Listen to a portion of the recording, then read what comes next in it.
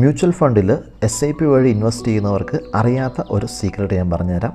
Video save ചെയ്ത് വെച്ചോളൂ, നിങ്ങളുടെ ഫ്രണ്ട്സിന് ഷെയർ ചെയ്തോളൂ. അതുപോലെ എങ്ങനെ മ്യൂച്വൽ ഫണ്ട് തുടങ്ങണം, SIP തുടങ്ങണമെന്ന് അറിയാത്തവർക്ക് നമ്മളെ കോൺടാക്റ്റ് ചെയ്യാം. സൗജന്യമായിട്ട് നമ്മൾ ഹെൽപ്പ് ചെയ്യുന്നതായിരിക്കും.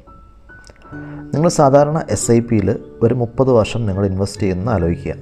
അതായത് മാസം 10,000 രൂപ വെച്ച് നിങ്ങൾ അടുത്ത 30 വർഷത്തേക്ക് ഇൻവെസ്റ്റ് ചെയ്ത് കഴിഞ്ഞാൽ നിങ്ങൾ ഇവിടെ കാണുന്ന പോലെ ടോട്ടൽ ഇൻവെസ്റ്റ് ചെയ്യുന്നത് 36 ലക്ഷം രൂപയായിരിക്കും.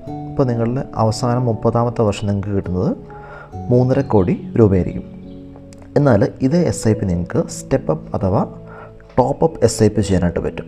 അതായത് വലിയ കൂടുതലൊന്നുമില്ല. നിങ്ങൾ എല്ലാ മാസവും ആദ്യത്തെ വർഷം നിങ്ങൾ എല്ലാ മാസവും 10,000 രൂപ വെച്ച് അടയ്ക്കുന്നു.